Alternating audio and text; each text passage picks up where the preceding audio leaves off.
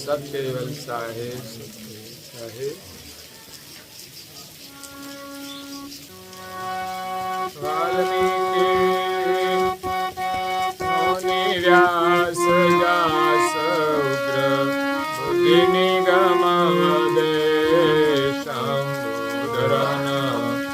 દર્શેશયાનિન ભક્તિ દૃઢ ચતુર.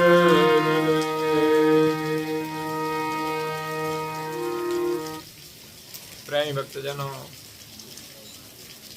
જ્ઞાન સંપ્રદાયના આદ્ય સ્થાપક અનંત બ્રહ્માંડાધીશ વિશ્વ નિયંતા સકર્તા સતકૈવલના મહાદ સજાણ જાણ અલૌકિક દિવ્ય સ્વરૂપને અનેક ન્યાયો દ્વારા પ્રત્યક્ષ પ્રમાણથી સ્વ અનુભવથી પ્રતિપાદન કરી આપનાર અનંત અંશોના તારણહાર પરમ મોક્ષના દાતા કૈવલ ધર્મ ધુરંધર મહાન સમર્થ પરમ શ્રેષ્ઠ પરમ વિભૂતિવાન પરમ દયાળુ પરમ કૃપા નિધિ સર્વજ્ઞ દિવ્ય પરમ ગુરુ શ્રીમદ કરુણા સાગર મહારાજ જગતના જીવોનું કલ્યાણ કરવા માટે, જગતના જીવોને જન્મ મરણના ત્રાસમાંથી મુક્ત કરવા માટે, જગતના જીવોને જગત કર્તાની ઓળખાણ કરાવવા માટે અકળ વિભૂતિનો દિવ્ય દેહ ધારણ કરી આ વિશ્વની અંદર 14 લોક અને 7 દ્વીપમાં પ્રગટ થયા. સૃષ્ટિની આદ્યથી જ જગતના જીવો અને બ્રહ્માંડના દેવતાઓ જગત કર્તાને ભૂલી ગયા છે. એની ઓળખાણ કરાવવા માટે દિવ્ય પરમ ગુરુ આ વિશ્વમાં આવ્યા છે કે વિશ્વના સર્જનહાર એક છે. એનું ન્યાયપૂર્વક પ્રતિપાદન દિવ્ય પરમ ગુરુએ કરેલું છે કે જેમાં કોઈ બે મત નથી. જ્યારે દુનિયાની અંદર સર્જનહાર પક્ષે અનેક મત છે, મતપંથો પણ છે, તો એનું પણ પરમ ગુરુએ નિરાકરણ કર્યું છે. અને સર્જનહારને પામવા માટે પ્રથમ જ્ઞાન જોઈએ, બીજા નંબરે ત્યાગ યાને વૈરાગ જોઈએ, અને ત્રીજા નંબરે ભક્તિ જોઈએ. સૌ પ્રથમ તો આપણે જ્ઞાનથી સર્જનહારનો નિર્ણય કરવો પડે કે આપણા સર્જનહાર કોણ છે. એને પામવા માટે જેના કારણે આપણે માલિકને ભૂલી ગયા છીએ એવા સંસારનો મોહ છોડવો પડે. સંસારમાં રહેવાનું છે પરંતુ સંસારનો મોહ છોડવાનો છે, સંસાર પ્રત્યે વૈરાગ રાખવાનો છે. અને ત્રીજા નંબરે જે સર્જનહારના સંકલ્પથી આ જગતનું સર્જન થયું છે એ સર્જનહારને પામવા માટે પ્રેમપૂર્વક વિનમ્રતાથી અનન્ય ભાવે એમની ભક્તિ કરવાની છે. તો સત્સંગના માધ્યમથી આપણને સર્જનહારનો મહિમા સમજાય, એના અંદર પ્રીતિ થાય છે કે આ જગત કરતા કેટલું અદ્ભુત જગત બનાવ્યું છે, એ જગત કરતા કેટલા સામર્થ્ય વાળા છે. આ જગતમાં આપણે કોઈ સંપત્તિના સામર્થ્ય વાળો જોઈએ તો એનાથી પ્રભાવિત થઈ ગયા, આવો આવો આવો આવો તમે અહીં બેસી જાઓ, અહીં બેસી જાઓ. જ્યારે જગતના સર્જનહાર તો એના સંકલ્પ માત્રથી આવું જગત બનાવે છે. જે દુનિયાનો કોઈ સામાન્ય માણસ તો શું, બુદ્ધિશાળી માણસ પણ બનાવી તો ન શકે, પણ એને સમજવા માટે પણ સમર્થ નથી. એવા જગત કરતાનું જ્ઞાન લઈને દિવ્ય પરમ ગુરુ આ વિશ્વમાં આવ્યા છે. પરમ ગુરુના આશીર્વાદથી એમના જ્ઞાન દ્વારા સર્જનહારનો મહિમા જાણી અને આપણે એનું ભજન કરવાનું છે. તો કરુણાસાગર બાપજીએ આપણને માલિકનું ભજન કરવા માટે 2 મંત્ર પ્રદાન કર્યા છે. મંત્રની પ્રાપ્તિ માટે પાછી દીક્ષા લેવી પડે. દીક્ષા લીધા વિના આપણામાં શ્રદ્ધા નથી આવતી. એન્ગેજમેન્ટ થઈ જાય પણ લગ્ન ના થાય ને ત્યાં સુધી વિધિ અપૂર્ણ કહેવાય. જ્યારે વિધિ થઈ જાય છે ત્યારે કાયદેસર એને અધિકાર મળે છે અને સામાજિક રીતે પણ એ કાયદેસર એ લગ્ન ગ્રંથિથી જોડાય છે. ત્યારે એનું કર્તવ્ય બની જતું હોય છે. જયારે કાચો સંબંધ હોય તો ગમે ત્યારે તોડી નાખે, પણ પાકો સંબંધ થઈ જાય પછી તોડતા વિચાર કરવો પડે, કારણ કે કાયદો લાગુ પડે, ન્યાયથી કામ થાય, સજા થાય. એમ માલિક સાથેનો સંબંધ જોડવા માટે પણ ગુરુ સાથેનો આપણો એક પાકો સંબંધ જોડવો પડતો હોય છે. ગુરુમાં આપણી સંપૂર્ણ નિષ્ઠા જોડવાની હોય છે અને એની કૃપા પ્રાપ્ત થાય ત્યારે જ આપણે માલિકનું ભજન કરી શકીએ છીએ. એટલે અહીંયા દિવ્ય પરમ ગુરુ સ્વરચિત જ્ઞાન ભક્તિ વૈરાગ નિરૂપણ ગ્રંથને વિશે જ્ઞાન અને વૈરાગ ના માધ્યમથી ભક્તિનો મહિમા સમજાવતા કહે છે કે આગળ અનેક મહાન પુરુષો થઈ ગયા છે જેમણે અનીન ભક્તિ કરી છે, વિનમ્રતા વાળી, અહંકાર રહિત, દાસાતનપણા વાળી ભક્તિ કરી છે અને આ સંસારના મોહમાંથી છૂટી અને એના ઈષ્ટની એને પ્રાપ્તિ કરી છે. તો પરમ ગુરુ વિશ્વના સર્જનહારનો જે સંદેશ લઈને આવ્યા છે એ છે આદ્ય, સક્રત, સ્વરાજ, કરુણેશ અને કૈવલ, જેને બીજા નામની અંદર સત, કૈવલ, સાહેબ કહીએ છીએ અને મંત્રના રૂપમાં માત્ર એને કૈવલ કહીએ છીએ. અને એને પામવા માટે પરમ ગુરુ એક અમર મંત્ર પણ પ્રદાન કરેલો છે જે દીક્ષા સમય આપવામાં આવે છે.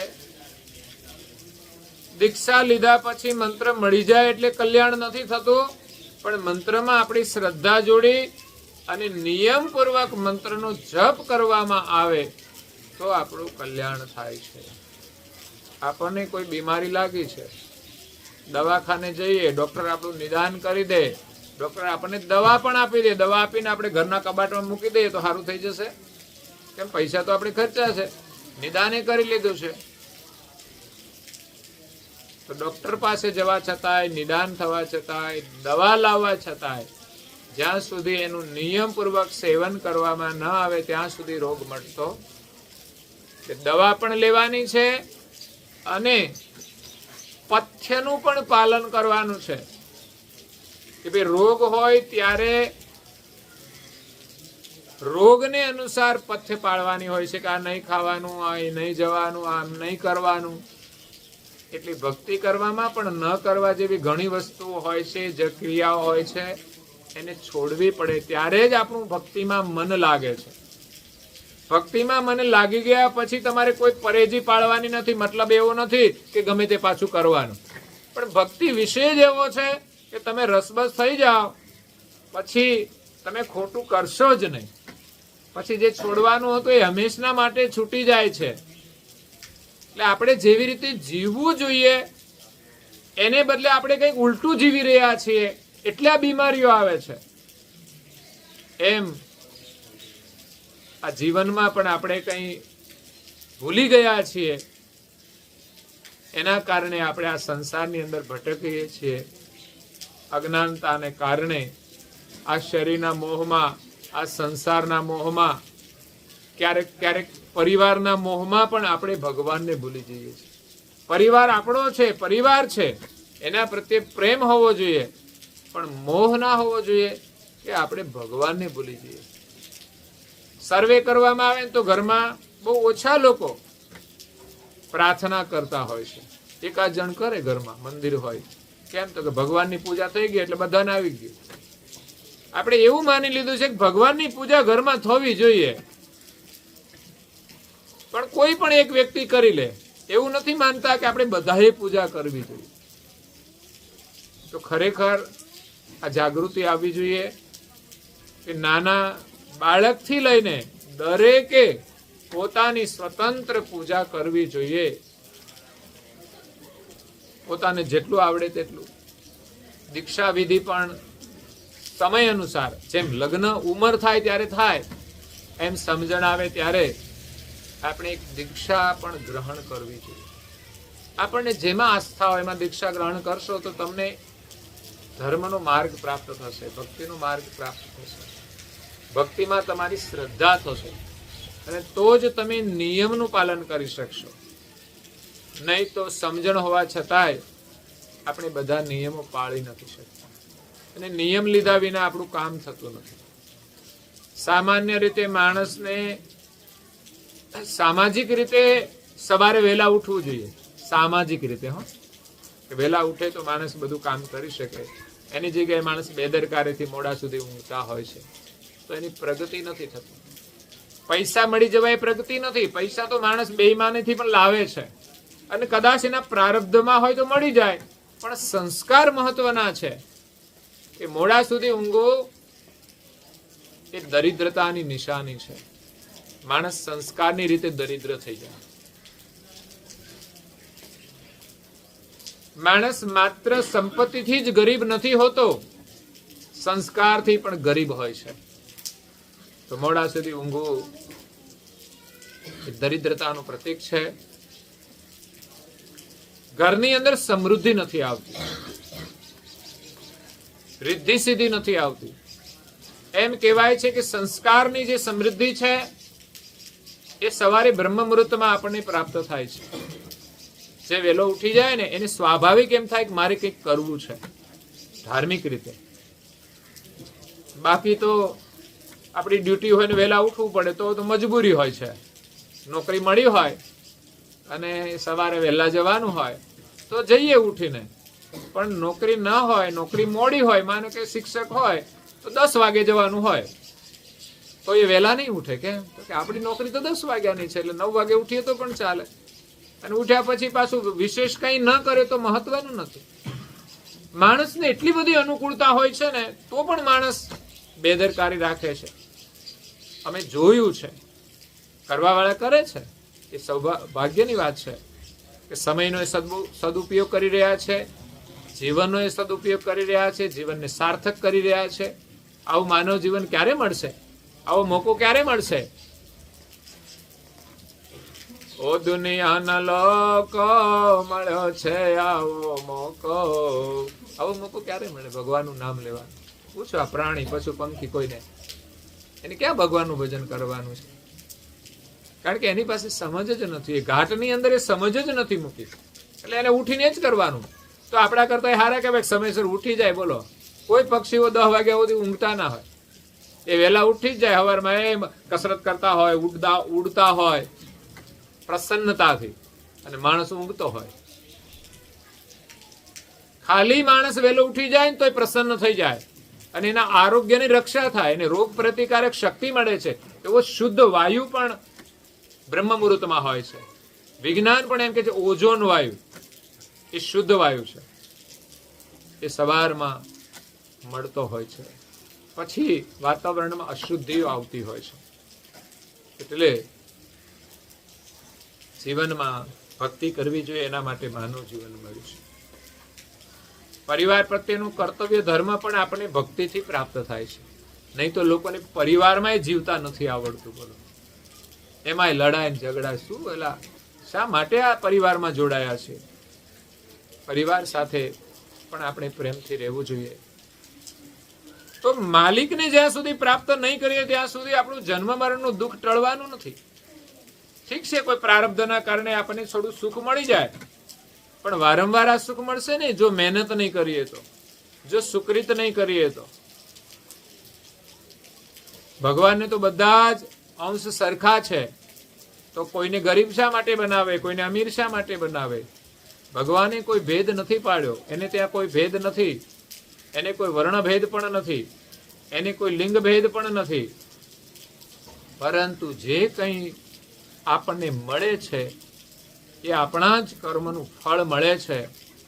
તો જ્યારે પણ સારો મોકો મળ્યો હોય ત્યારે આપણે સારું કામ કરી લેવું જોઈએ. અને એમાંય ઉત્તમમાં ઉત્તમ કાર્ય ભક્તિનું છે, ભગવાનના સ્મરણનું છે. એમાં પ્રીતિ થવી એ જ બહુ મોટી વાત છે.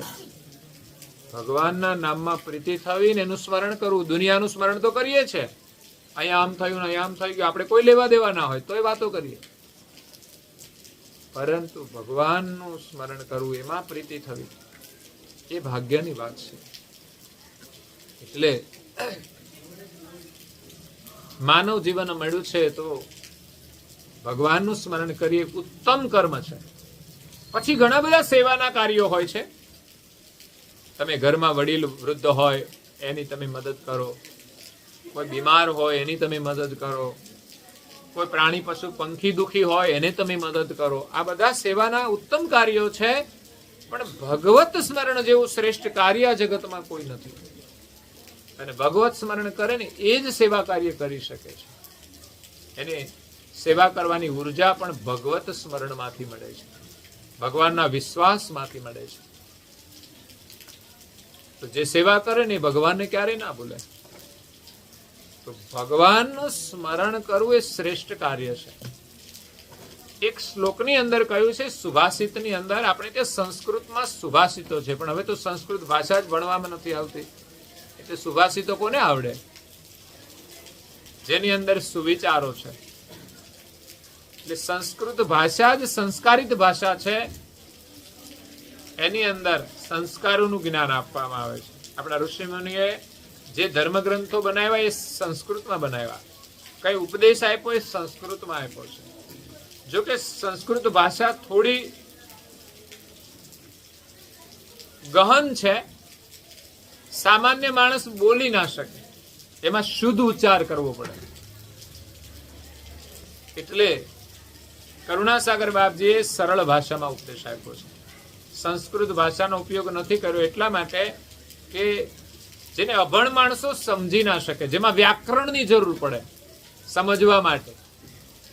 એટલે કરુણાસાગર બાપજી પ્રાકૃત ભાષાનો ઉપયોગ કર્યો છે,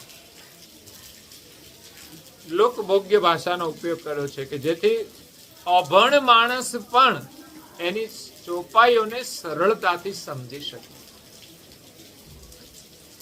એટલે ભગવત સ્મરણ જેવું ઉત્તમ કોઈ કાર્ય નથી.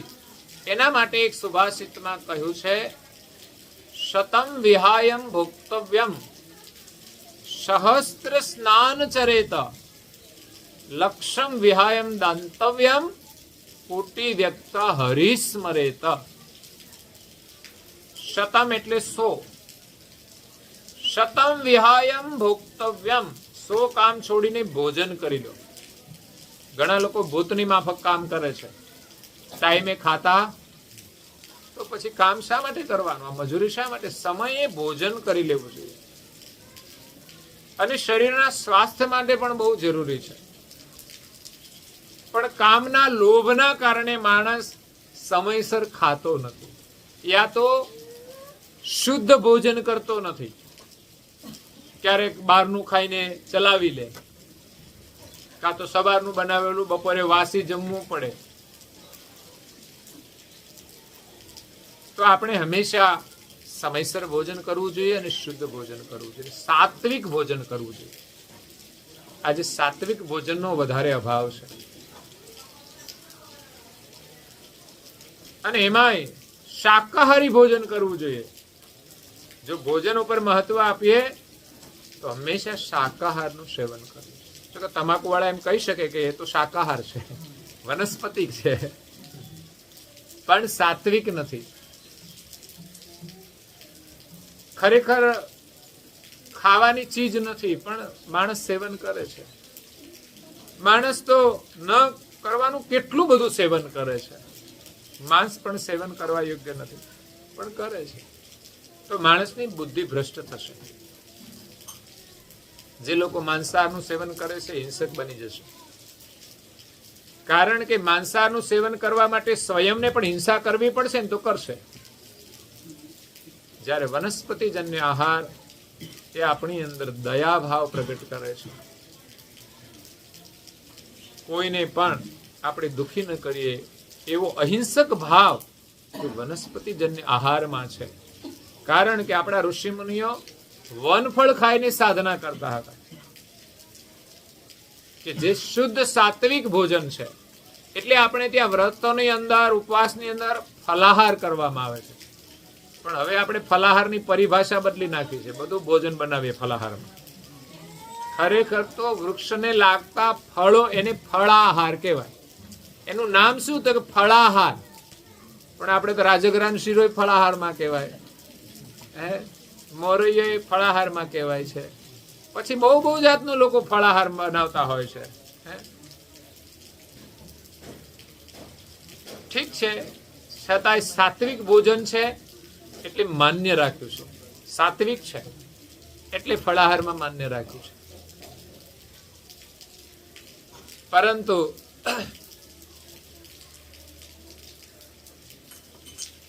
માંસાહારનું સેવન કરવું જોઈએ, અખાદ્ય ચીજોનું સેવન કરવું જોઈએ, તામસી આહાર કરવો જોઈએ. તો 100 કામ છોડીને માણસે ભોજન કરી લેવું જોઈએ. એટલું ભોજનનું મહત્વ છે. સહસ્ત્ર સ્નાન ચરેત, 1000 કામ છોડીને માણસે સ્નાન કરી લેવું જોઈએ. એમાં ભોજન પણ આવી જાય. તો ભોજનના પહેલા આપણે સ્નાનને મહત્વ આપવાનું. ભોજનનો સમય થઈ ગયો હોય તો પહેલા સ્નાન કરી લેવું. એમાં કઈ બહુ વાર ના લાગે, 5 મિનિટ 10 મિનિટ, એમાં કઈ ભોજનનો સમય જતો રહેતો નથી. પણ ધંધાની અંદર તો ખબર નહીં, 12 ના 2 વાગી જાય, 3 વાગી જાય. અને આજે તો લોકો રાત્રે 12-2 વાગે ભોજન કરતા હોય છે. રાતના પાછા બપોરે કરે તો વાંધો નહીં, પણ રાતના 12-2 વાગે ભોજન કરતા હોય છે. એ આસુરી ભોજન કહેવાય.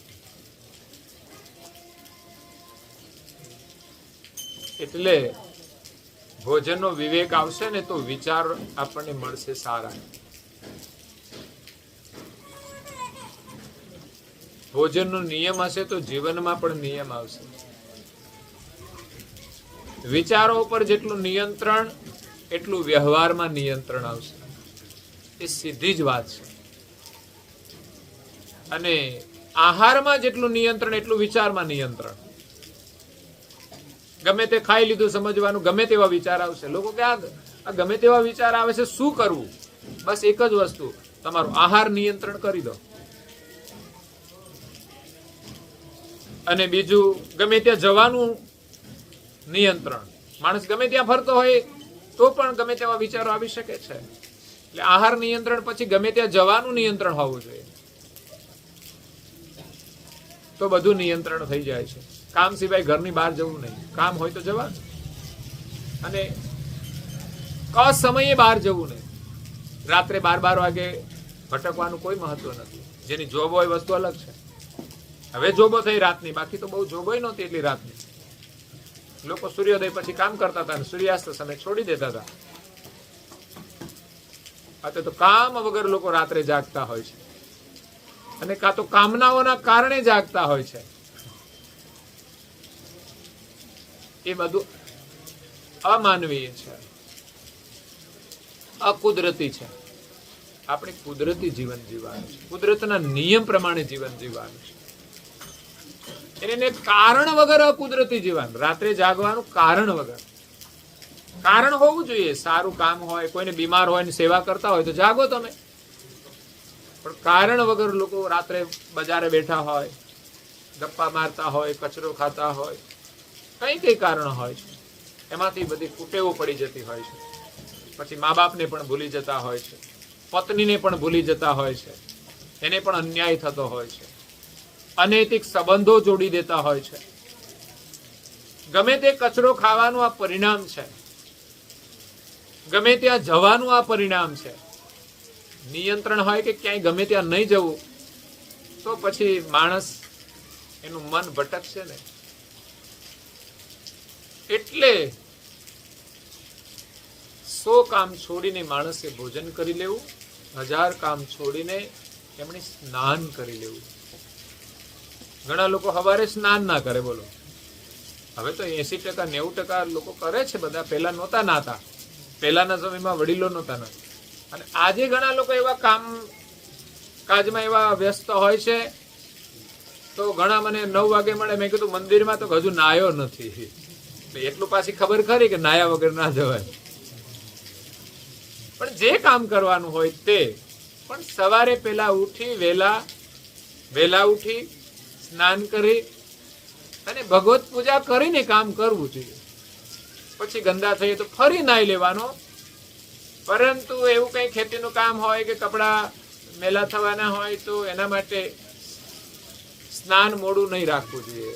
મોડું કરવાનું થાય તો ફરી કરી લેવાનું. 10-11 વાગે તો ફરી નાહી શકાય. પાણીની વ્યવસ્થા ન હોય તો માણસ નાવામાં કઈ આગુ પાછું કરે તો ઠીક છે, કારણ કહેવાય કે પાણી નથી ને નાયા નથી. પણ પાણી હોય તો આપણે સવારે પાણીથી શરીર શુદ્ધિ કરી અને ભગવત પૂજા કરવી જોઈએ. અને ખાસ શરીર શુદ્ધિનું મહત્વ ભગવત પૂજા માટે છે. બાકી તો નાયા વગર લોકો ખાઈ લેતા હોય છે. ઘણાને નાયા વગર પહેલા ખાવા જોઈએ, પીવા જોઈએ. પીતા હોય ને એને તો નાહવાની ક્યાં જરૂરત છે? એને તો પીને ગમે ત્યાં આળોટવાનું હોય, એને નાહવાનું મહત્વ જ ના હોય.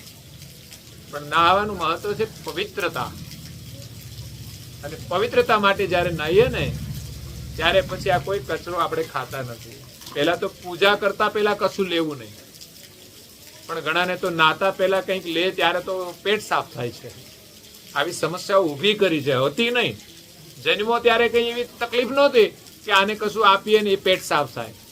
આ તો બધું ખાઈ ખાઈને ઊભી કરી દીધી, પી પીને ઊભી કરી દીધી. ઘણા લોકો કે હું આમ ના કરું ને ત્યાં સુધી પેટ જ સાફ નથી થતું. ચા ના પીવું તો પેટ સાફ ના થાય, તમાકુ ના ખાય તો પેટ સાફ ના થાય, બીડી ના પીવે તો પેટ ના સાફ થાય. આ બીમારીઓ આપણે ઊભી કરી છે.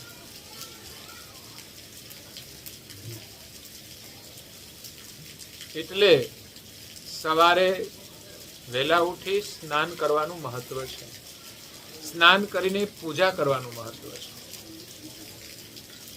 એટલે ખાવાનું પણ છોડીને પેલા નાવાનું અને પછી બીજી ક્રિયાઓ કરવાની.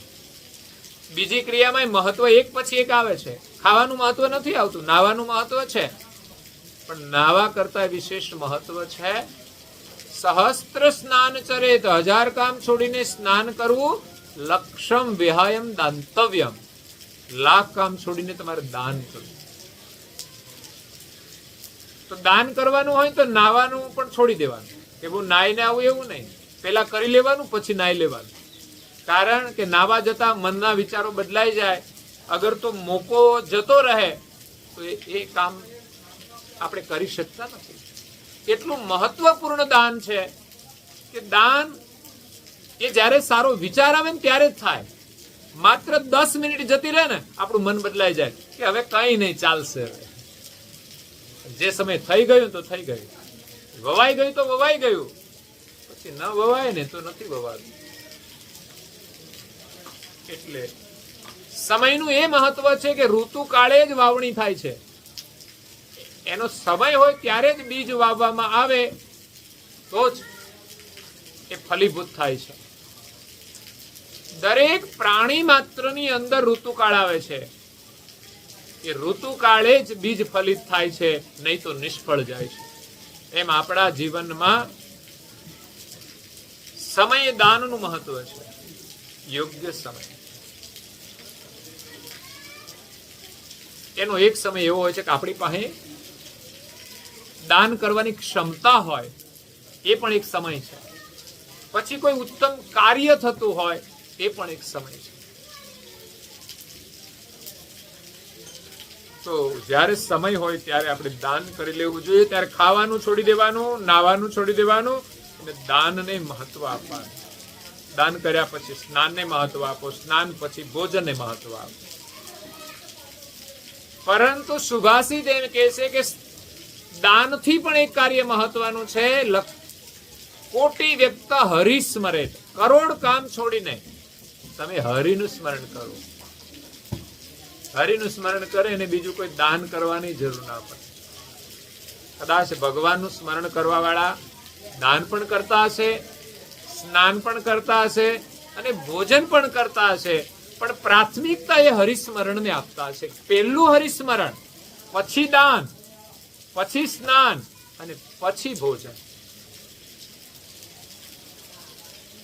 એટલે ખાન, સ્નાન, દાન અને હરિનું સ્મરણ, હરિનામ એનું મહત્વ છે.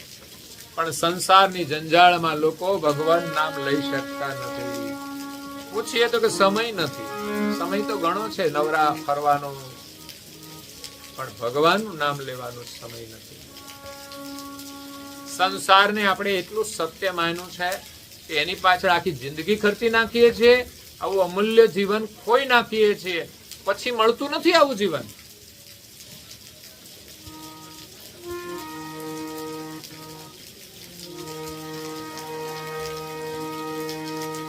માણસ પોતાનું જીવન ખાવામાં, પીવામાં, હરવા ફરવામાં ગુમાવી દે છે, જે અમૂલ્ય જીવન પ્રભુને પામવા માટે મેળવ્યું છે.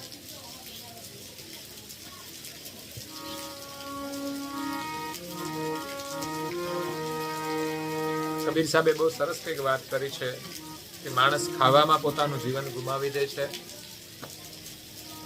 અને ઊંઘવામાં. દિવસ ગવાયો ખાય કે રાત ગવાઈ સોઈ, હીરા જન્મ અમૂલ થા મિથ્યા જન્મ ખોઈ. તો આવી રીતે માણસ ખાવામાં અને ઊંઘવામાં બે પ્રધાન કાર્યો છે, એમાં પોતાનું જીવન ગુમાવી દે છે. હીરા જન્મ અમૂલ થા કોડી બદલે ખોઈ. કોડીના બદલામાં અમૂલ્ય માનવ જીવન એમણે આપી દીધું. સંસારનું જે સુખ છે, વ્યવસ્થા છે, એ કોડીના સુખ જેવી છે, અને ભગવત સ્મરણનું સુખ છે એ હીરા સમાન કિંમતી છે. કોઈ માણસને હીરાની કિંમત ન હોય ને તો સુંદર કોડી જોવે ને, કોડી એટલે આ તો બહુ સરસ કોડી છે, તો એને પાસે જે હીરો હોય એને ઓળખતો ના હોય તો એ હીરો આપી દે અને કોડી લઈ લે. સંસારમાં બહુધા લોકો આ શરીર દ્વારા ઇન્દ્રિયોનું સુખ કોડીના જેવું છે એને મેળવવા માટે આખી જિંદગી ગુમાવી દે છે, અને અંતકાળ આવે ને ત્યારે આમાંનું કઈ સુખ એને રહેતું, કારણ કે શરીર સુખ આપતું જ નથી. અમૂલ્ય માનવ જીવન જે ભગવત સ્મરણના સુખ માટે મળ્યું હતું, સેવાના સુખ માટે મળ્યું હતું, ભગવાનનું ધ્યાન કરવાના સુખ માટે તમે ધ્યાનમાં બેસી જાઓ, દુનિયાભરની શાંતિ તમને મળી જાય. શાંતિ અને આનંદ માટે તમારે કોઈ સાધનોની જરૂર ન પડે. અને આજે સાધનો હોય ને તોય માણસ સુખી નથી.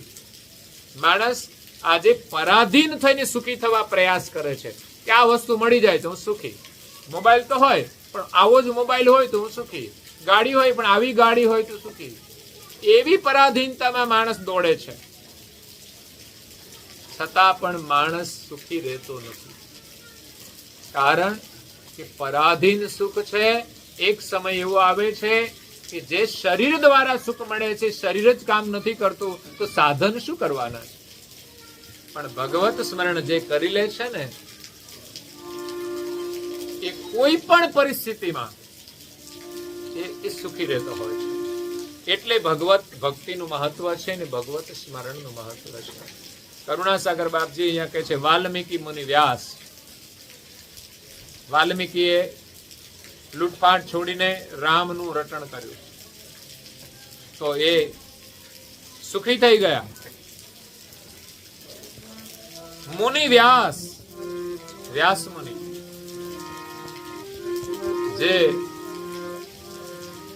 ભક્તિ માર્ગની અંદર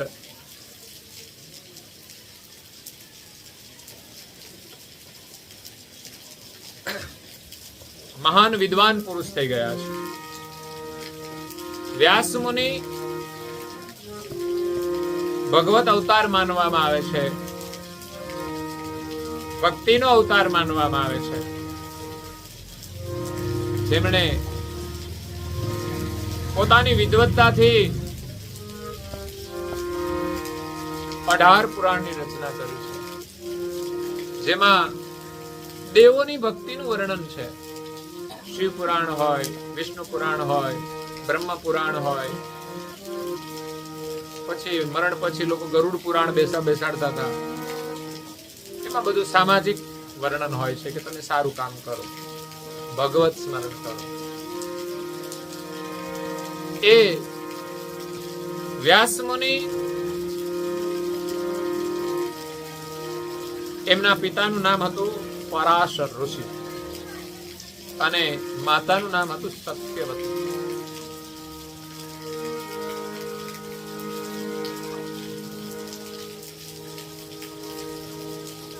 એક વિદ્વાન પુરુષના ઉત્તરણ માટે પરાશર ઋષિ અને સત્યવતીનો સંબંધ થયો.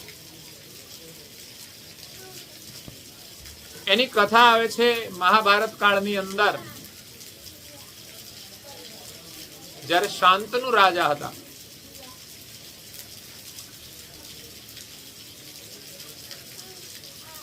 ભીષ્મ પિતામહના પિતા હતા શાંતનુ, જેમને પાંડુ પુત્ર થયા, ધૃતરાષ્ટ્ર થયા. તો એ સમયની અંદર એક માછીમાર એક નાવિકા રાખી અને નાવ ચલાવે નદી પાર કરવા માટે, અને પોતાનું ગુજરાન ચલાવે, અને એમાં એને માછલી પણ પ્રાપ્ત થાય, તો એનાથી પણ એનો વેપાર ચાલતો. એવો એક માછીમાર, એમની એક દીકરી હતી, એનું નામ હતું સત્યવતી. આમ તો એને મત્સ્યગંધા કહેવામાં આવતી હતી. એમ કહેવાય છે કે એમના શરીરમાંથી કઈ માછલીની સ્મેલ આવતી હતી. તો માછલીનો ધંધો કરતા હોય તો આવે, એમાં શું, પણ કુદરતી કઈક હશે એમાં. એમનો શરીરનો જન્મ જ એવા પ્રકારે થયો અને એમને એની મોટી કરી.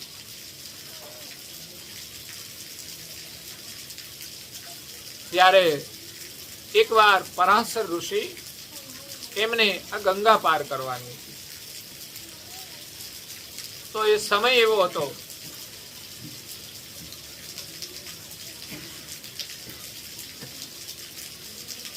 એ સમયે કોઈ હતું નહીં, પણ આ માછીમારની એક છોકરી જે સત્યવતી હતી, એમના પિતા એ કામ કરતા હતા, સાથે સાથે એમની દીકરી પણ એને કામની અંદર મદદ કરતી હતી. પિતા કઈ કામકાજ માટે, ખાવા પીવા માટે કઈ ઘરે ગયા હશે, તો આ દીકરી ત્યાં નાવ પર બેઠી હતી અને પરાશર ઋષિને સામે કિનારે જવું હતું. તો એમણે કહ્યું કે મારે સામે કિનારે જવું છે. તો એ દીકરી એક ઋષિ જોઈ અને એમને સામે કિનારે લઈ જાય છે. તો મધ્ય નદીમાં જતા મત્સ્યગંધા ની સુંદરતા જોઈ, સૌંદર્ય જોઈ અને એનાથી પ્રભાવિત થઈ જાય છે, એનું મન વિચલિત થઈ જાય છે. પોતે ઋષિ હોવા છતાં, ઋષિ એટલે ગ્રહસ્થી પણ હોય છે, પરંતુ એ ઋષિ એક મહાન ઋષિ હતા, તપસ્વી હતા. એટલે કોઈ અનૈતિક રીતે એનાથી એ પ્રભાવિત નથી થતા, પરંતુ એમના દ્વારા કોઈ ઉત્તમ સંતાનની પ્રાપ્તિ માટે એની સાથે એ પ્રભાવિત ન થાય તો સંબંધ ના જોડી શકે. એટલે એ મત્સ્યગંધાને કહે છે શરીર સંબંધ માટે. જો કે મત્સ્યગંધા પણ સંસ્કાર સંપન્ન હતી એટલે મનાઈ કરે છે કે શાસ્ત્રોમાં શરીર સંબંધ માટે કઈ નિષેધ આપવામાં આવ્યા છે કે દિવસ દરમિયાન, સંધ્યા કાળે એવા નિષેધમાં આ સંબંધ ન જોડી શકાય. ત્યારે અગર તો જાહેરમાં, તો એના માટે પરાશર ઋષિએ એના તપોબળથી એવું એક વાતાવરણ બનાવી દીધું અંધકારમય, કે જેથી બધી જ મર્યાદા એમાં સચવાય અને એની સાથેના સંબંધથી કે છે મારું ચારિત્ર્ય ભ્રષ્ટ થાય. તો ઋષિએ એને વરદાન આપ્યું કે તારું સંબંધ જોડવા છતાંય ચારિત્ર્ય ભ્રષ્ટ એટલે નહીં થાય કે તારી એવી કોઈ મનસા નથી, કોઈ કામના નથી, પણ આ તો એક ઋષિના કહેવાથી અને ઋષિની પણ કોઈ ઉત્તમ ભાવના હતી ઉત્તમ પુરુષના નિર્માણ માટે. તો યોગ હશે તો એની સાથે જે સંબંધ જોડાયો પરાશર અને સત્યવતી એના સંબંધથી વ્યાસનો જન્મ થયો, જ્યાં પૃથ્વી પર એક ઉત્તમ પુરુષ થયા છે જેમણે સમાજને ભક્તિનો સંદેશ આપ્યો છે. એટલે વ્યાસ મુનિને પારાશર્ય પણ કહેવામાં આવે છે. પારાશરના પુત્ર હતા, સત્યવતીના પુત્ર હતા એટલે સત્યવતી નંદન. આપણે ત્યાં નંદન એટલે પુત્ર,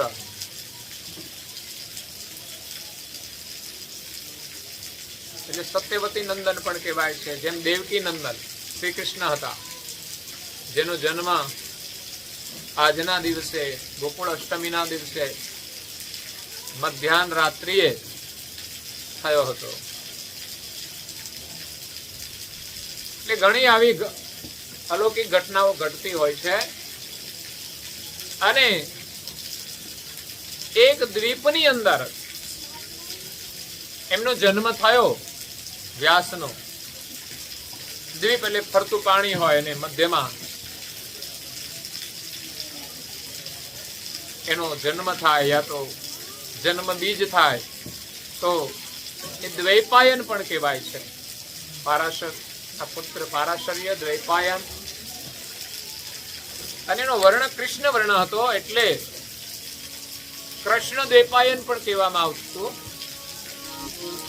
અને એમણે પોતાની વિદ્વત્તાથી વેદનો વિસ્તાર કર્યો. વેદાંતની રચના વ્યાસમુનિએ કરી છે. વેદનો સાર એને વેદાંતમાં મૂક્યો છે. આજે ઘણા બધા સંતો વેદાંતનો અધ્યયન કરતા હોય છે. એમાં પણ એક ડિગ્રીઓ હોય છે, જેમ સાયન્સ કોમર્સની ડિગ્રીઓ હોય એવી શાસ્ત્રોમાં પણ ડિગ્રીઓ હોય છે. એનું અધ્યયન કરે અને એમાં માત્ર ડિગ્રી નથી હોતી. ભણવામાં તો કેવું ચોરી કરીને તમે પાસ થઈ જાય તો ડિગ્રી મળી જાય. અગર તો 2 નંબરમાં પૈસા આપો તમે કોઈ તો તમને સર્ટિફિકેટ આપી દે તો તમારી પાસે ડિગ્રી આવી જાય. એ વાસ્તવિક ડિગ્રી નથી. શાસ્ત્રોનું અધ્યયન આચરણ કરીને કરવાનું હોય છે. જ્યારે અધ્યયન કરીએ ત્યારે સંપૂર્ણ એના આચાર નિયમનું પાલન કરીને સંધ્યા આદિ બધું નિયમિત કરવાનું હોય, સેવાઓ કરવાની હોય, નિયમિત સાધના કરવાની હોય, ત્યારે જે વાસ્તવિક આચાર્ય બને છે. અને ડિગ્રી મળ્યા પછી પણ એને એના નિયમોનું પાલન કરવાનું હોય. એટલે એવા વ્યાસ મુનિ એ વેદાંતના રચયિતા હતા. એને વેદ વ્યાસ પણ કહેવામાં આવે છે કે વેદનું એને સંપૂર્ણ અધ્યયન કર્યું હતું. અને એમણે વેદમાંથી પછી સાર લઈને લોકોને ભિન્ન ભિન્ન શાસ્ત્રો બનાવી અને ઉપદેશ આપ્યો છે. વ્યાસ સ્મૃતિ પણ હોય છે એક શાસ્ત્ર. પછી એમણે પોતાની દ્રષ્ટિથી 18 પુરાણ પણ બનાવ્યા છે. પહેલા તો 17 પુરાણ બનાવ્યા. એમાં 17 ભિન્ન ભિન્ન દેવોનું વર્ણન કર્યું. એટલે ભિન્ન ભિન્ન 17 ભગવાનની સ્થાપના કરી. તો ખરેખર ભગવાન એક છે, પણ એને તો જે પુરાણની સ્થાપના કરી એમાં એને ભગવાન માનવાનું કહ્યું. એટલે મતભેદ તો થઈ જાય. આ જગતની અંદર અનેક ધર્મ અને અનેક ભગવાનની સ્થાપના એ મતભેદ છે. જ્યારે કરુણાસાગર બાપજી એમના યથાર્થ જ્ઞાન દ્વારા બધા ભેદને દૂર કરી અને એક માલિકનું સ્થાપન કર્યું છે. અને બીજા જે અલગ અલગ છે એને અલગ અલગ રીતે ઓળખાવ્યા છે કે ભાઈ તમે જે દેવનું તમે ભજન કરો એની પ્રાપ્તિ થાય, તમને એ તમારું કાર્ય કરે, એનું ધામ તમને મળે, પણ એ માલિક નથી, પરમ મોક્ષ નથી. માલિક તો જગતથી ન્યારા છે, એને જગત જાણતું નથી, એને જગતના જે દેવો છે એ પણ નથી જાણતા.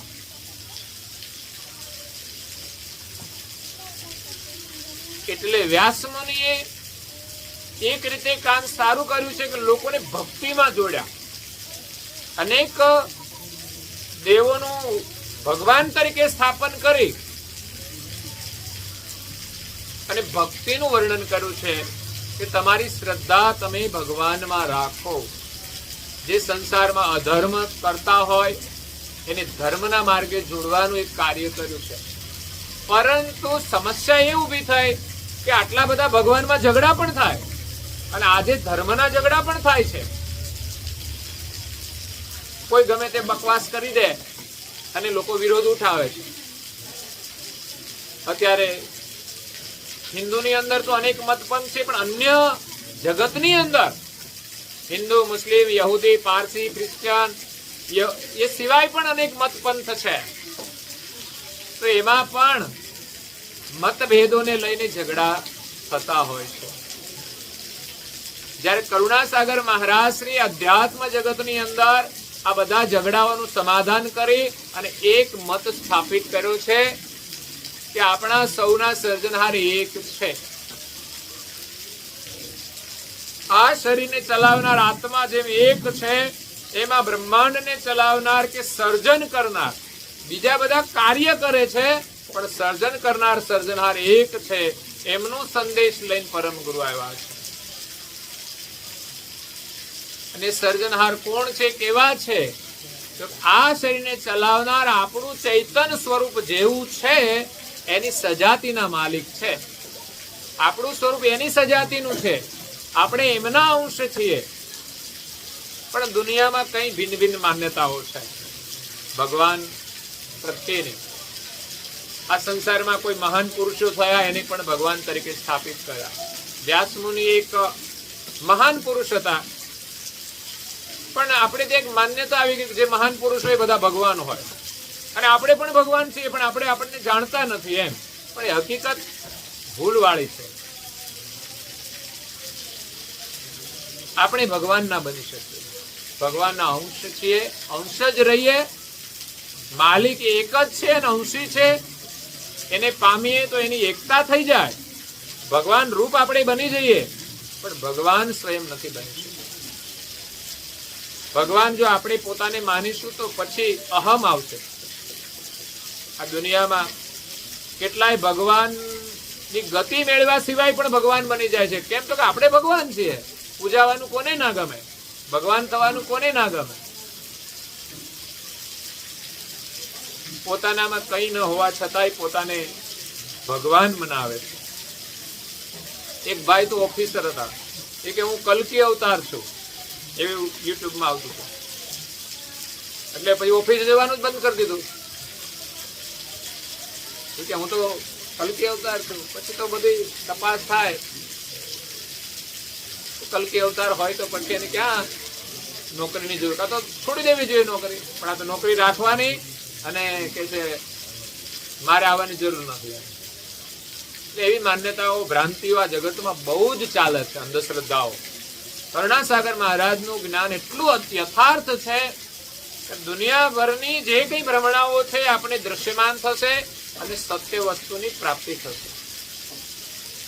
અને દુનિયામાં જે કઈ છે એ જેમ છે તેમ દેખાશે. એટલે વ્યાસમુનિ 18 પુરાણ બનાવ્યા, 18 સ્થાપનાઓ કરી. એ દરેક ઈષ્ટ દેવ છે, કર્તા માલિક એનાથી ન્યારા છે. એ બધા જ દેવો કર્તા માલિકે સૃષ્ટિની વ્યવસ્થા માટે ઉત્પન્ન કર્યા છે. એનું જુદું જુદું કાર્ય છે ને અલગ જ છે, બધા એક નથી. પણ ભ્રાંતિ છે ભગવાન બધા એક સરખા છે, અલગ અલગ છે, એ બધા એક છે. ભગવાન એક છે જ, એ ન્યારા છે. એટલે જયારે 17 પુરાણ બનાવ્યા ને ત્યાર પછી વ્યાસ મુનિને એમ થયું કે હવે હું કોનું ભજન કરું? તો એને જ ભ્રાંતિ થાય. કારણ કે એક નિર્ણય વગર ભગવાનનું ભજન નહીં થાય. અનેક મત હશે, અનેક નામ હશે, તો એમાં મન સ્થિર નહીં થાય. ઘડીક આનું કરશે, ઘડીક આનું કરશે, ઘડીક આનું કરશે, ઘડીક આનું કરશે. ઠીક છે, આપણે બધાનો આદર કરીએ, પુરુષ તો ઘણા હોય, પણ બધાને કઈ પતિ કોઈ માને નહીં ને. સ્ત્રી બધાને પતિ ન માને. અલગ અલગ માનશે તો સ્ત્રી સુખી નહીં થાય. એમ ભક્ત પણ પોતાનો નિર્ણય એક ઈષ્ટમાં કરે, પછી ભલે દેવમાં કરે, તો પણ એનું મન સ્થિર થશે અને દેવની સાધાર ભક્તિ કરશે તો કમસે કમ દેવલોક સુધી તો જશે. આ સંસારમાં ધર્મનું પાલન તો કરશે. એક ઈષ્ટનો નિર્ણય કરીને એક ઈષ્ટનું ભજન નિરંતર કરવું પડશે. એક મંત્રનું સ્મરણ કરવું પડશે. મંત્ર જુદો હોય તો સમજવાનું ઈષ્ટ જુદા. માનો કે અવતાર થયા એના નામ કદાચ જુદા હશે, પણ મંત્ર જુદા ના હોય. પણ આપણે ત્યાં તો નામ એ જ મંત્ર બનાવી દીધો છે, એટલે મંત્રો જુદા. ખરેખર સત્યને પામવાનું મંત્ર એક જ છે. આપણા સ્વરૂપને પામવાનું એક જ મંત્ર, માલિકને પામવાનો એક જ મંત્ર. એટલે કરુણાસાગર મહારાજશ્રીએ એ મંત્રનું નિર્માણ આધ્યાત્મિક રીતે કર્યું છે, જેમાં કોઈ બીજો મંત્ર ભળી ના શકે. હા, બીજા મંત્ર આપણે સ્મરણ કરીએ, પણ મૂળ મંત્ર એક જ છે. એટલે જ્યારે વ્યાસ મુનિને દ્વિધા થઈ, મનમાં દુઃખ થયું, જુદા જુદા મતોને આપણે ભગવાન તરીકે સ્થાપીએ અનુભવ વિના તો દુઃખ થાય. એટલે એમણે પોતાની એક વિદ્વત્તાથી કામ કર્યું, પણ છેવટે એને મનમાં દુઃખ થયું કે મારે હવે કોનું ભજન કરવાનું, મારા ઈષ્ટ કોણ? એને સમજણમાં ન આવ્યું. આ વસ્તુ જે કોઈ અનુભવી ગુરુ હોય ને એ જ ગતિ આપી શકે, એ સિવાય આ ભ્રાંતિ દૂર નથી થતી. આ જગતમાં કરુણાસાગર બાપજી આવ્યા છે તો એ અનુભવ લઈને આવ્યા છે, એટલે દુનિયાભરની ભ્રાંતિઓ દૂર કરી. નહીં તો ધર્મગુરુની પણ મર્યાદા હોય છે. એ માત્ર પોતાનું સ્થાપન કરે, પોતાનો મહિમા બતાવે, પણ આ જગતની રચનાને જેમ તેમ સમજાવી શકતા નથી. એના શાસ્ત્રોમાં એના અનુભવ સુધીનું જ જ્ઞાન હોય. ત્યારે કરુણાસાગર મહારાજના ગ્રંથોનું અધ્યયન કરશે ત્યારે સમજાશે કે સમસ્ત વિશ્વનું વર્ણન એના ગ્રંથોમાં છે, અને વિશ્વનું સર્જન કરનાર જે નિયંતા છે એને કેવી રીતે જગત બનાવ્યું છે, કેવી રીતે ચલાવે છે, અને આ જગતમાં અન્ય ધર્મ છે એ શું છે, અને ભ્રાંતિઓ ક્યાં છે, લડાઈઓ ક્યાં છે, એ પણ એ બતાવે. પરમ ગુરુએ અગાધબોધ ગ્રંથમાં લખ્યું છે હિન્દુ અને મુસલમાન એ બેવ કોને માને છે? તો કે હિન્દુ બ્રહ્મને માને છે અને મુસલમાન અલ્લાહને માને છે. કરુણાસાગર બાપજી એમ કહે છે કે બ્રહ્મ એ જ અલ્લાહ છે. વસ્તુ એક છે, પણ માન્યતાઓ જુદી છે. એના જે સંસ્થાપકો છે એની પરંપરાઓ જુદી છે, અને એની અંદર પાછા અધર્મ પ્રવેશ કરતા હોય છે. હિંસા, બલિ આવતી જ નથી ધર્મમાં, પણ પછીથી પ્રવેશ થઈ ગઈ. કોઈએ પણ પ્રવેશ કરાવી દીધી એટલે માન્યતા થઈ ગઈ કે અમને તો બલિ ચડાવીએ તો જ આપણું કામ થાય. કદાચ લૌકિક કાર્ય થતું હશે, પણ એનાથી પાપ પણ લાગે છે. કોઈ જીવની હિંસા કરવાથી આપણને પાપ પણ લાગે છે. તો આપણા સ્વાર્થ માટે કોઈ કામ કરીએ તો એક બાજુ કામ થાય ને બીજી બાજુ પાપ લાગે છે. કોઈ માણસ અધર્મથી પણ પૈસા કમાઈ શકે છે તો લાભ થાય છે, અને બીજી બાજુ નુકસાન પણ છે. એમ આપણે ત્યાં હિન્દુ ધર્મની અંદર હિંસાને કોઈ સ્થાન નથી, જૈનની અંદર હિંસાને કોઈ સ્થાન નથી, બૌદ્ધની અંદર હિંસાને કોઈ સ્થાન નથી. પણ જે થાય છે એ અમુક પ્રકારની અલગ ઉપાસનાઓ છે વામપંથીઓની, એમણે સ્થાપિત કરેલી. તો એનાથી આપણું કલ્યાણ નથી થવાનું, એટલે આપણે હિંસાને નથી માનતા. જ્યારે લોકો ધર્મના નામે હિંસા કરતા હોય છે કે બકરો ચડાવો, બીજા કોઈ પ્રાણી ચડાવો, તો તમારા છોકરાને ચડાવી દો ને તમે, બહુ જો તમને શ્રદ્ધા હોય તો. એ તો ડઝન ડઝન હોય તો એકાદું નથી ચડાવતા. તો મૂંગા પ્રાણીઓની બલિ ચડાવી એ ધર્મ નથી. અને ધર્મની માન્યતામાં જે ભેદ છે લોકો સમજતા નથી, એટલે ઝઘડા થાય. કરુણાસાગર બાપજીએ એનું યથાર્થ વર્ણન કર્યું ને બધા ઝઘડાઓનું સમાધાન કર્યું. વ્યાસ મુનિએ 17 પુરાણ બનાવ્યા પછી એને સમજણ ન આવી, એ કન્ફ્યુઝ થઈ ગયા, તો આત્મહત્યા કરવા માટે નીકળી ગયા કે હવે મારે જીવવું નથી. તો જંગલમાં જઈ લાકડા ભેગા કરે છે અને મોટી સીતા ખડકે છે કે આના ઉપર બેસીને અગ્નિ સ્નાન કરી લઈશ.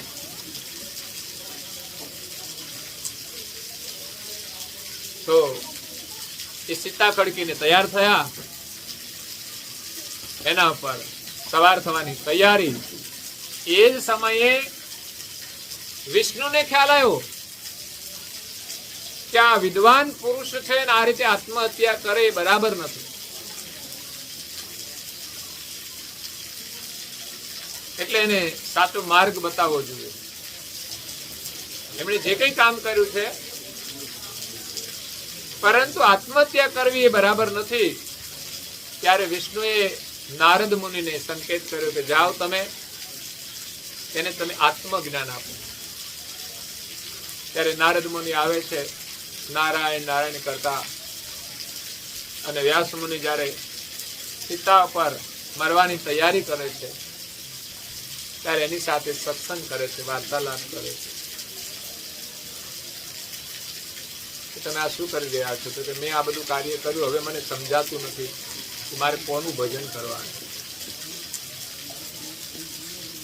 ત્યારે નારદ મુનિ એને આત્મજ્ઞાન આપ્યું, આત્મજ્ઞાનનો મંત્ર આપ્યો. અને ત્યારે વ્યાસ મુનિએ આત્મહત્યા કરવાનું છોડી અને આત્મજ્ઞાન પ્રાપ્ત કરી. અને ત્યાર પછી એક શાસ્ત્રનું નિર્માણ કર્યું જે ભાગવત પુરાણ.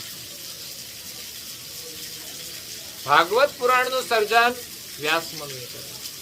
આજે ભાગવત સપ્તાહો જે થાય છે એ ભાગવત પુરાણ આત્મજ્ઞાન જ્યારે નારદથી થયું ત્યાર પછી આ નિર્માણ થયું છે. એમ પરમ ગુરુએ લખ્યું છે કે આત્મજ્ઞાન નારદથી થયું. અને ત્યારે ભાગવતનું નિર્માણ કર્યું જેમાં ભગવત ભક્તિનું જ વર્ણન છે, ભગવત પ્રેમનું જ વર્ણન છે, નહીં કે જુદા જુદા ઈષ્ટનું. એટલે જીવનમાં ભગવત ભક્તિનું મહત્વ છે. અને એ ભાગવતને પ્રસારિત કરવા માટે રચના તો કરી દીધી, પણ એને સમાજની અંદર પ્રસારિત કરવા માટે વ્યાસ મુનિના પુત્ર હતા શુકદેવ મુનિ. એની કથા પણ લાંબી છે. શુકદેવ કહેવાય છે. શુક પોપટ, આગલો જન્મ એનો શુક નો હતો, પોપટ નો હતો. અને એમાંથી પછી એમનો જન્મ થયો. અને એમ કહેવાય છે ઘણા મહિનાઓ વર્ષો સુધી એ માના ગર્ભમાં રહ્યા. અને પછી એનો જન્મ થયો તો સીધા જન્મીને મોટા થઈ ગયા અને ચાલતા થઈ ગયા. ચાલતા થઈ ગયા એટલે એમને કપડાનું કોઈ જ્ઞાન જ હતું નહીં. એટલે ઘર છોડીને નીકળી જ ગયા વૈરાગ રાખીને. જેના મનની અંદર કોઈ મોહ હતો નહીં. કપડાની જરૂર છે મર્યાદા માટે,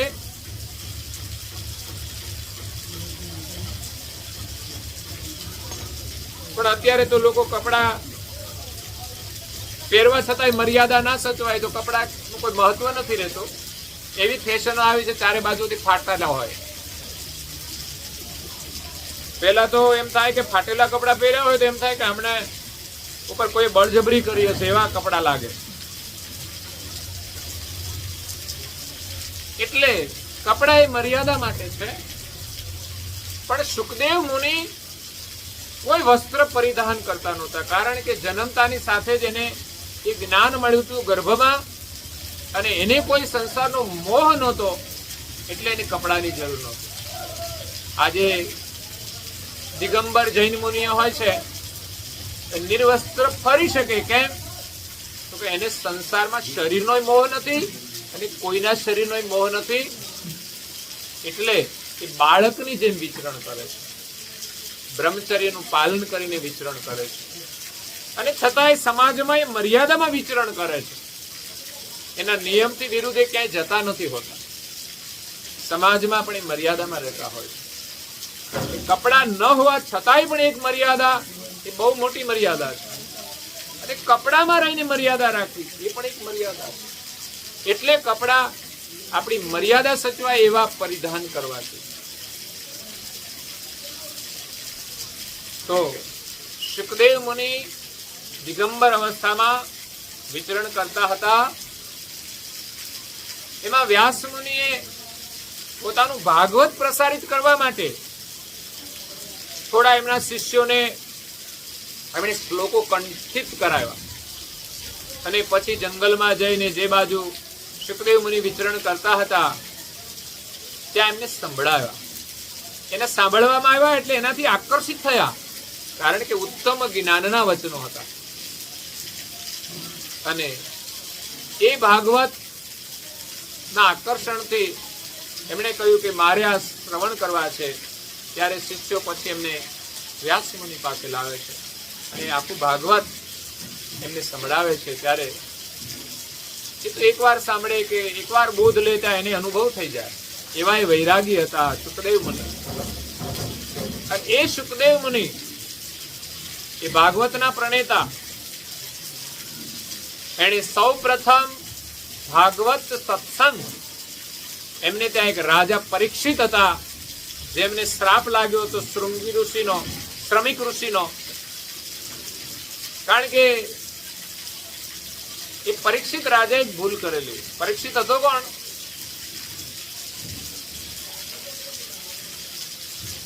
તો કે અર્જુનનો પુત્ર હતો અભિમન્યુ, એમનો પૌત્ર પરીક્ષિત હતો. તો એ પરીક્ષિત રાજા હતો, પણ એના ઘરમાં એક સુવર્ણનો મુગટ હતો. એ સંસ્કારી રાજા હતો, ધાર્મિક રાજા હતો, પણ એ મુગટ હતો જરાસંઘનો. જ્યારે ભીમ ને જરાસંઘનો યુદ્ધ થયેલો ત્યારે જરાસંઘને મારી અને એનો જે શણગાર હશે એ ઘરમાં લાવ્યા હશે. તો એ આમણે પહેરેલો ને એટલે એની મતિ બદલાઈ ગઈ, કારણ કે એમાં કલીનો વાસ છે, સુવર્ણની અંદર કલીનો વાસ છે. અને એમાંય પાછો એ જરાસંઘનો મુગટ હતો, એની મતિ ફરી ગઈ. એટલે જ્યારે એ નીકળે છે જંગલમાં ત્યારે ત્યાં શ્રમિક ઋષિ તપ કરતા હોય છે. એને બહુ રાજાને તરસ લાગે.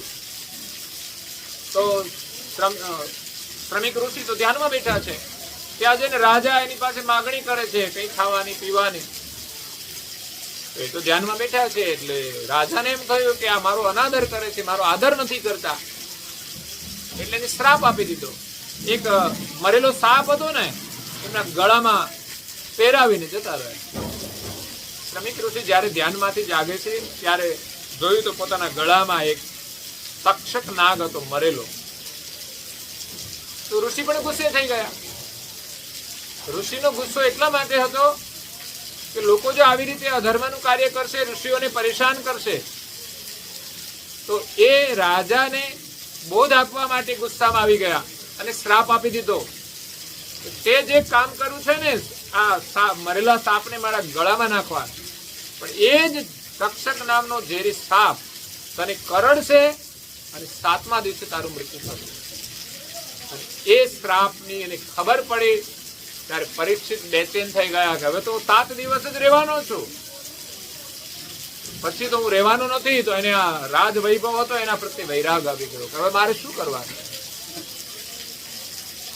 હવે 7 દિવસ રહ્યા છે, મારે શું કરવું જોઈએ કે જેથી હું આ તક્ષકના દંશથી અને મૃત્યુથી બચી શકું? તો ઘણા લોકોની પાસે ગયા પણ કોઈ ઉપાય ન મળ્યો. છેલ્લે એ ગંગાના કિનારે સુખદેવ મુનિ વૈરાગી પુરુષ હતા, દિગંબર અવસ્થામાં બેઠેલા, એમની પાસે જઈને કહે છે કે હું શું કરું તો આ તક્ષકના મોતથી બચી શકું? તો એના માટે તો એક ભગવત સત્સંગ છે. 7 દિવસ સુધી એ જ ભાગવત સત્સંગ એ એમણે પરીક્ષિતને સંભળાવ્યો સુખદેવ મુનિએ.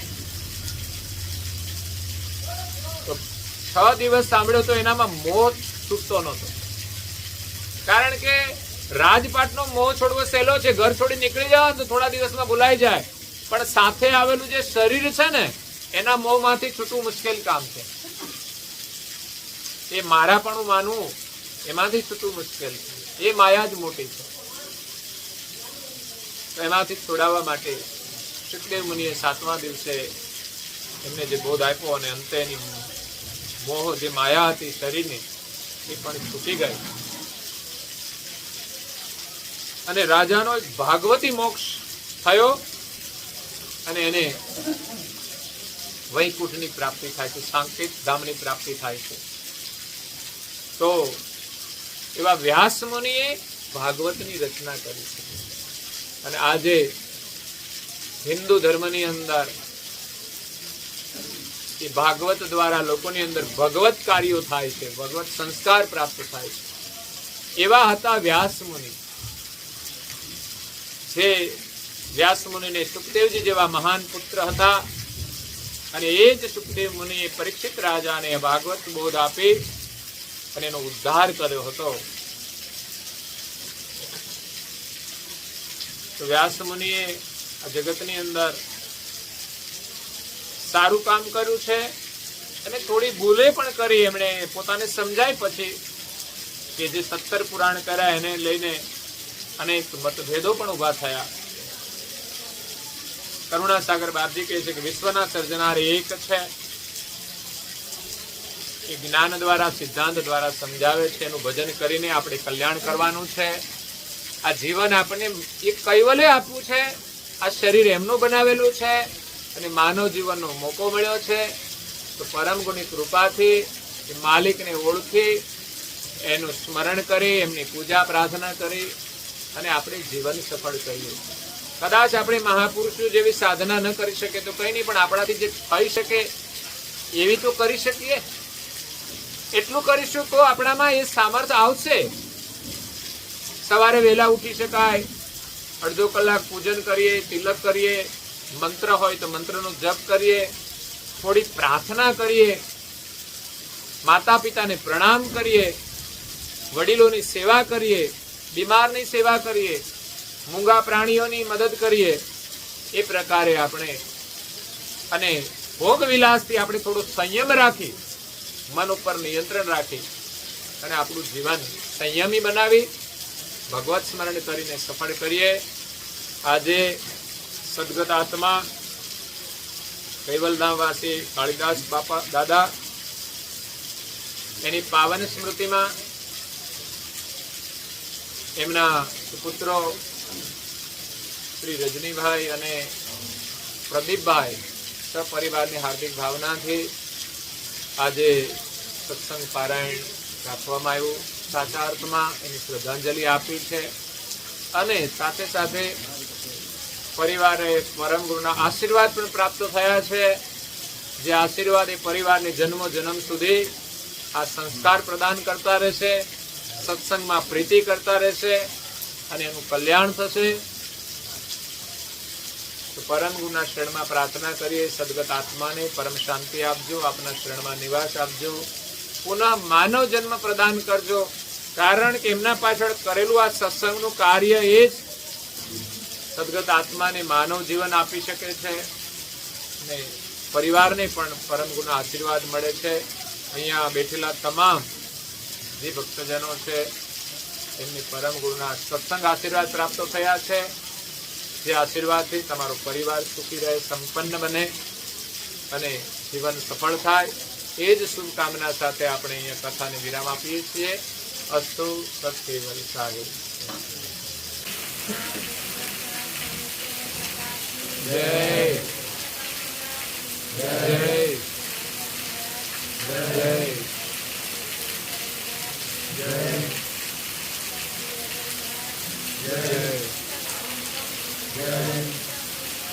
જય જય ગુરુરાધિકાર ગુરુ જય કૈવલ્ય ધામ. કથા સત્સંગ પૂર્ણાવતી કા સત કેવલ સાહેબ. 3 વાર પગે લાગવાનું છે આપણે. સત કેવલ સાહેબ.